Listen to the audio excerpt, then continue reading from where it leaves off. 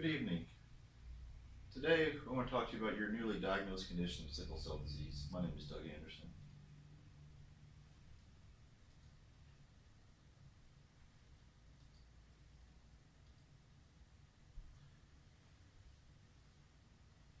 To start out, I want to talk about the Healthy People 2020 initiative. Every 10 years, the government sets these goals to produce an overall healthier American. Um, and the sickle cell disease falls into one of these categories, which is blood disorders and blood product safety. Thalassemia is another disorder that fits under what we call hemoglobinopathies. So to get a little technical, sickle cell disease is a recessive genetic disorder. 1 in 12 African Americans, such as yourself, carry this gene. And also 1 in 100 Hispanic Americans are carriers. So it's somewhat common to have this disorder amongst African, Southeast Asians, and Mediterraneans. Some of the technical pathophysiologies, it's a mutation of the hemoglobin cell. It's a long rod-like structure that develops. It assumes a sickle shape, and this sickle shape causes what we call vascular congestion. Red blood cells are normally circular and they slide through the vessels easily, but a sickle cell shape, not so much. It also has a short life. A red blood cell lives somewhere, I believe, around 120 days, and the sickle cell is substantially shorter in that, which causes anemia. And this vascular congestion also results in organ damage. So, kind of an easier way to put this is it's just a blood cell. It's not shaped normally. So the blood flow is interrupted due to this abnormal shape, and oxygen doesn't reach the tissues it needs to for nourishment, and the organs end up dying. And it can also cause quite a bit of pain in what we call a vaso-occlusive crisis. So some of the medications you might be taking, first and foremost, it's going to be pain management during these vaso-occlusive crises. For moderate pain, you're going to take NSAIDs and acetaminophen by mouth, NSAIDs being non-steroidal anti-inflammatory drugs. More severe pain might require a short hospitalization. You will receive IV morphine and meperidine, or brand name Demerol. And methylprednisolone is a glucocorticoid, and it's an anti-inflammatory autoimmune drug, and it can shorten the crisis. Another medication is hydroxyurea. It's originally developed as a cancer drug. It reduces the painful events. It also reduces the amounts of transfusions and hospitalizations.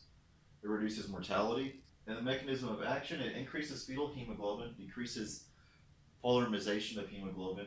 So it decreases the sickling, which increases the life of the red blood cell. And it reduces adhesions to the vascular endothelium. Adverse effects is a possible life-threatening myelosuppression, which would be your white blood cell counts and red blood cell counts. It can cause fetal harm. It's a pregnancy category D, and it's carcinogenic. So you want a little bit of self-care. You want to monitor your blood counts fairly frequently. The anemia can be caused by the disease, and also the medication, the hydroxyurea, and the WBCs can be low, which you need to monitor because it might be hard to fight off infections. And also during the way the sickle cells can kind of clot off your arteries to organs, your spleen can be impacted, and that has a lot to do with infection. So you want to check these WBCs and also monitor yourself for early signs of infection, such as fever. Pain control regimen, you'll need to have a good at-home pain control regimen to try to avoid unnecessary hospitalizations. A non-pharmacologic treatment would be warm compresses to the affected area to encourage blood flow, stay hydrated. Also to help the blood flow, proper nutrition.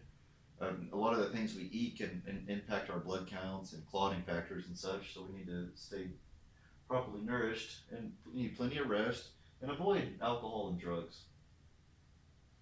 Some cultural things that you might encounter with sickle cell disease is traditionally in the African culture thought of as a disease caused by evil spirits or misconduct, so it might be hard to overcome that stigma. And possible language barrier, if you're not English speaking and of African descent, you might speak Swahili or Spanish if you're Hispanic. So herbal treatments are papaya, garlic, cannabinoids, and naproxen, and they're actually trying to commercialize this drug, and so you might see that more on the market. Some of these been shown to be efficacious, just make sure to talk to your provider so it doesn't interact with prescribed medications. Some referrals, there's other members of the healthcare team that are going to help you with this disease process. A hematologist is a doctor that specializes in blood disorders.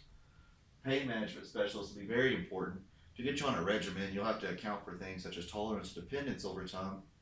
And there are going to be several times you'll have to adjust the dose of your medications to keep your pain under control. Genetic counselors, the medication, the hydroxyurea is a, a teratogen, and also just if you're planning to reproduce in general, you'll need to know the risk involved with passing this on to offspring. And dietitians, we talked about their proper nutrition. Dietitians can help with that. And psychologists, this can be a very difficult life adjustment. You're gonna miss school and have to miss work, and a lot of people get depressed and anxious, and that's normal. It's abnormal, but it's common, unfortunately. So you need to talk to a psychologist to help work through these mental health issues. And also physical therapists. It's going to be a lot of pain, unfortunately, associated with this condition. So physical therapists will help you stay moving and hopefully overcome some of the challenges physically. Thank you.